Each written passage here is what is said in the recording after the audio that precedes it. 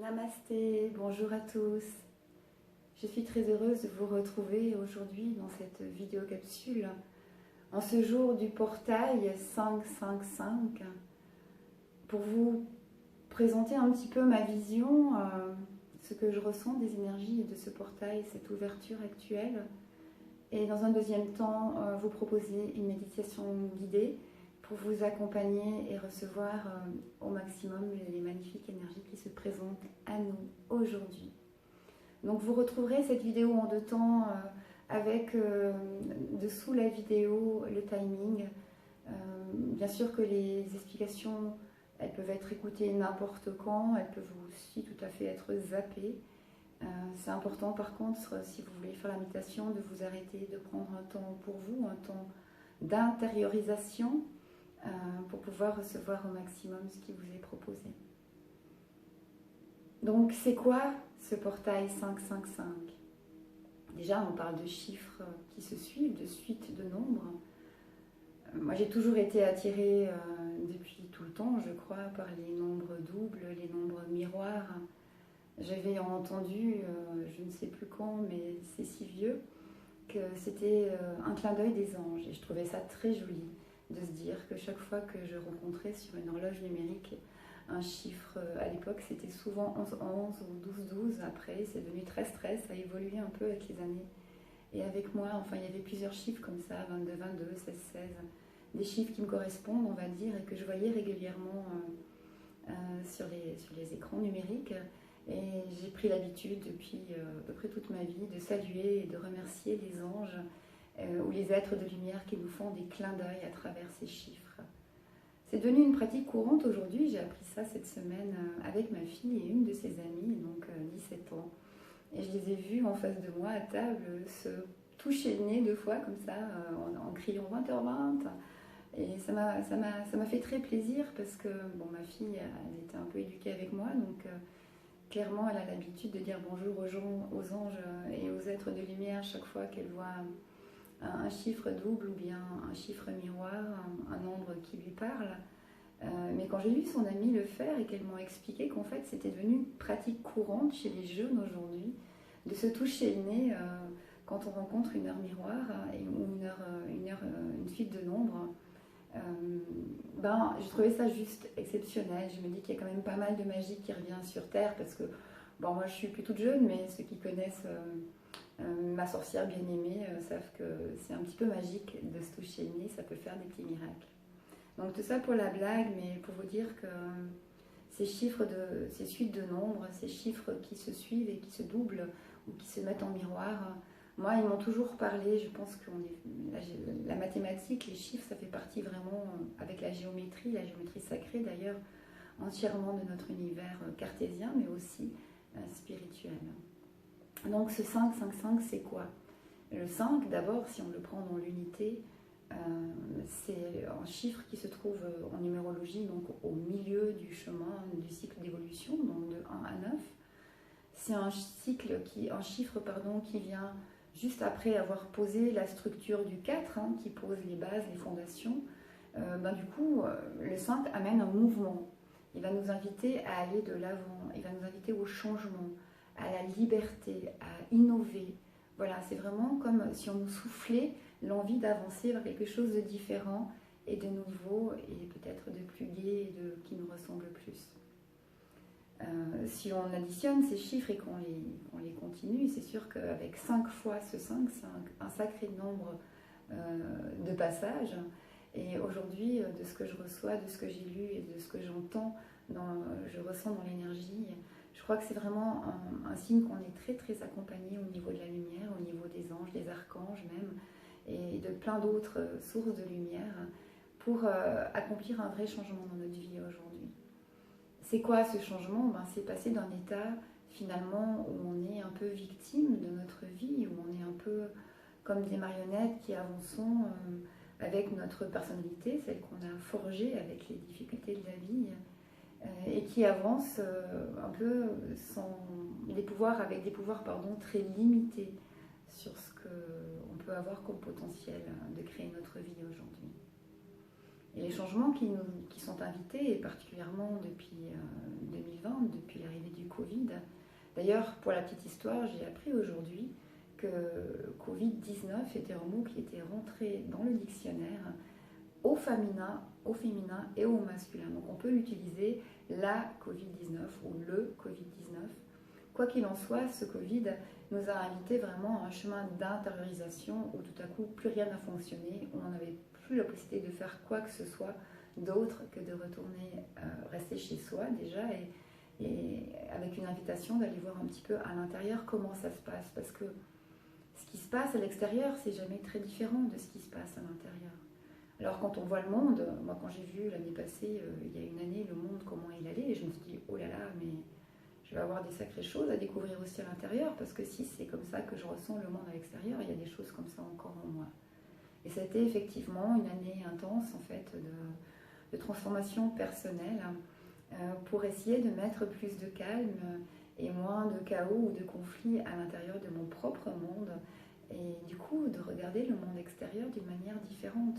Parce que le monde, il n'a pas tellement changé, on se retrouve toujours avec à peu près les mêmes problématiques qu'il y a une année.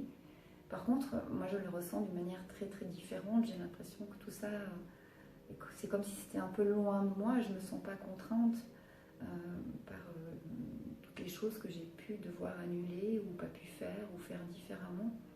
Je suis plutôt remplie de gratitude pour tout ce chemin qui a été proposé et que j'ai suivi pendant cette année qui s'en vient maintenant.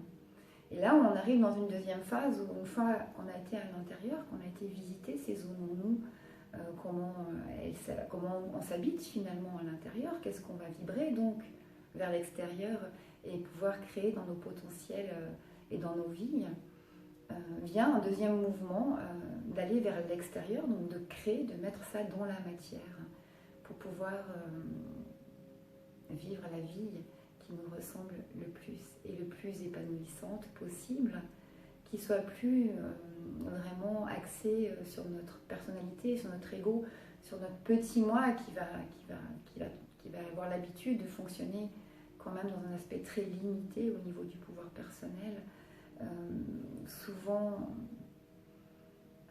gouverné, j'ai envie de dire, par des blessures ou des peurs qui font qu'on est rarement vraiment dans nos pleins potentiels. Donc ce portail 555 ou 555, c'est comme une aide, c'est comme une invitation qu'on va recevoir, qu'on reçoit et qu'on reçoit déjà depuis un temps. Et j'ai envie de vous dire, en dehors de ce portail 555, c'est tout depuis fin avril, depuis la pleine lune du Wesak et jusqu'à la prochaine pleine lune du 23 mai, qui sera aussi une pleine lune importante, une super lune, donc deux quand même en suivant. Et à l'intérieur de ces super lunes, de ces énergies puissantes qui viennent, on a ce portail. Et le 23 mai, qui sera donc le jour de la prochaine pleine lune, sera de nouveau un portail 555, puisque si on additionne 2 et 3, ça fait 5. Donc aujourd'hui, on est le 5e jour du 5e mois de l'année, dans une année 5, puisque 2021 réduit à un nombre, à un chiffre, ça fait 5. Et ce sera le cas encore le 23 du 5 2021, le jour de la prochaine pleine lune. Donc j'ai envie de dire, aujourd'hui c'est peut-être une journée particulière, parce que vraiment je sens ces énergies puissantes qui nous poussent à aller vers du changement, même si c'est pas toujours agréable et même si ça provoque souvent du chaos un peu dans nos vies et dans nos habitudes en tout cas. C'est vraiment tout ce mois-ci, toute cette période qui est très riche et qui est très propice à de vrais changements et à une réelle vraiment évolution dans nos chemins de vie et nos vies à chacun. Donc ce qui m'est venu de vous proposer aujourd'hui dans ce grand portail du 555, c'est de vous inviter à aller visiter en vous finalement, faire un état des lieux. Commencer à l'intérieur dans ma maison aujourd'hui. Comment j'en suis, où j'en suis avec mes peurs. Simplement, mes peurs, est-ce qu'elles sont encore là à gouverner ma vie ou est-ce qu'elles sont là, je les vois, parfois je les dépasse, souvent je les subis. En tout cas, j'essaye de les accueillir et j'avance petit à petit à les comprendre et à les dépasser et à les guérir. Pareil pour toutes mes blessures, est-ce que je réagis encore en fuyant dès que je suis touchée émotionnellement? Je vais m'activer dans plein de choses différentes ou partir dans plein d'envies ou d'énergies différentes. Ou alors au contraire, est-ce que je vais être dans le contrôle? Est-ce que je vais vraiment protéger, tenir? Est-ce que je vais vérifier ce qui peut entrer en moi? Parce que j'ai peur d'être blessée encore. De toute façon, quand on a des blessures, quelles qu'elles soient, finalement, nous, on n'a pas envie de les réexpérimenter. Et pourtant, tant qu'on ne les soigne pas, on va continuer à les renchérir, à les expérimenter d'une manière à peine différente, et dans différentes situations. Donc l'idée, c'est de faire un peu cet état des lieux où j'en suis, comment je suis gouvernée. Est-ce que je suis encore gouvernée par ce petit moi, par ma personnalité, par mon ego, qui me restreint finalement à avoir un pouvoir créateur très limité dans la vie? Ou est-ce que je me branche sur un aspect plus lumineux, sur un aspect lié à mon incarnation, à mon moi supérieur, à mon âme, à l'aspect plus divin en moi, pour devenir un créateur de ma réalité, dans beaucoup plus de joie et de lumière. Aujourd'hui, je vais vous accompagner avec la méditation qui va suivre, avec 5 rayons de lumière, les 5 flammes et 5 archanges qui correspondent. Alors j'ai reçu, il y a quelques temps, une initiation sur les 7 archanges par Gabriela Gomez, que j'embrasse très fort et que je salue ici, elle m'écoute. Et dont vous trouverez le lien sous la vidéo, parce que c'est vraiment une très très belle formation qu'elle propose en ligne, surtout actuellement vu les conditions, mais je crois aussi qu'elle va les faire en présentiel sur cette initiation pour recevoir et se connecter vraiment aux énergies des archanges, de 7 archanges et aux différents rayons qui leur correspondent et qui amènent énormément de lumière, de bienfaits et de guérison sur Terre. Donc j'ai été appelée après cette initiation à travailler pour moi intensément pendant plusieurs jours, semaines, avec ces énergies et ces rayons. Et je suis heureuse de vous les proposer aujourd'hui, d'autant plus que c'est vraiment le message que j'ai reçu, c'est venir d'incarner, d'amener cette lumière vraiment profondément dans la Terre et de relier finalement notre cœur sacré à notre cœur divin, mais aussi au cœur de la Terre-Mère, dans notre incarnation terrestre. La problématique que je rencontre chez beaucoup de gens que j'accompagne, c'est la non-envie d'être incarné, la non-envie d'être là sur Terre.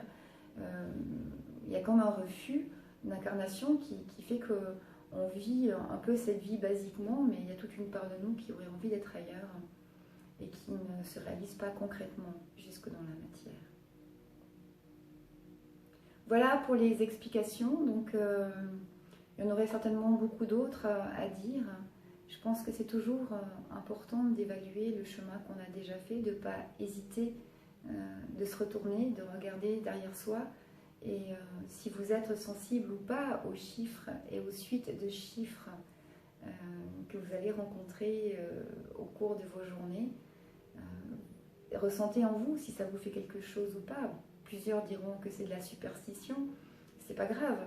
L'important, c'est pas tellement ce que c'est comment ça réagit en vous, qu'est-ce que ça réveille en vous. Et moi, je sais que quand je vois des chiffres doubles ou des chiffres miroirs, ou quels que soient les chiffres, les suites de chiffres qui me touchent, ça réveille du plaisir, du sourire et un peu plus de lumière à l'intérieur de moi. Donc, pour ceux qui souhaitent continuer avec la méditation, moi, je vous invite vraiment à prendre le temps de vous installer dans un espace